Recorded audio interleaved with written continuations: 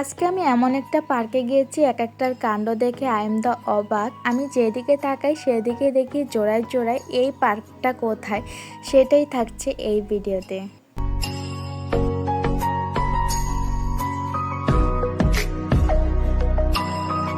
Hello everyone, আসসালামু আলাইকুম। আশা করি সবাই ভালো আছেন। আমি শরীয়তপুরের মেয়ে মাইশা ইতি আবারও আপনাদের সামনে নতুন একটা ভ্লগ নিয়ে চলে আসলাম।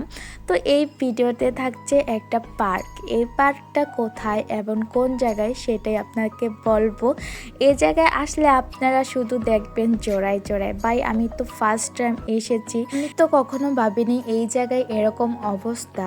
স্কুল ফাঁকি দিয়ে এই জায়গায় বসে বসে সবাই আড্ডা দেয় জোড়ায় জোড়ায়। এই জায়গায় ভাই অনেক মানুষই দেখেছি বোরকা পরা, তারপর স্কুল ড্রেস পরা। ওনারা ভাই স্কুলের কথা বলে মনে বাসা থেকে এই জায়গায় এসে বসে থাকে। দেখুন ভাই এক একটার কাণ্ড। সবাই এই জায়গায় জোড়ায় জোড়ায়, আমি শুধু একা। আমি ভাই ঘুরতে আসিনি, আমি বর স্টেশনে এসেছি। এটা বর স্টেশনের পার্ক। তো বর স্টেশনে এসেছি, আমি এখন চলে যাব আমাদের বাসায়। তো আমাদের বাসায় এই নদীটা পার হতে হয়, চাঁদপুরের নদীটা পার হলেই তারপরে আমাদের গ্রাম। এই জায়গায় সবাই বসে বসে নদী দেখে আড্ডা দেয়, মজার মজার খাবার বিক্রি করে, সবাই খায়, গল্প করে বসে বসে। আসলে চারদিকে নদী। তো চাঁদপুরের মোহনা, এটা হলো বর স্টেশন চাঁদপুর। তো আমি আছি চাঁদপুরে। এখান থেকে আমি স্পিড বোটে উঠবো, তারপরে আমাদের গ্রামে চলে যাব। তাই ভাবলাম এই বর স্টেশনটা একটু ঘুরে দেখি। আমি তো আর আলাদা করে এই পার্কটা ঘুরতে আসিনি। আমি এই জায়গায় যাওয়ার টাইমে ভাবলাম একটু বর স্টেশনটা ঘুরে যাই, দেখে যাই কি অবস্থা। অনেকটাই সুন্দর দেখুন। বড় একটা নদী, লঞ্চ, জাহাজ সব কিছু চলাচল করে। সবাই এই জায়গায় দাঁড়িয়ে বসে গল্প করে আর নদী দেখে। আসলে গরমিকালে এই জায়গায় বসে গল্প করতে অনেক ভালো লাগে, ঠান্ডা ঠান্ডা, অনেকটাই মজা লাগে।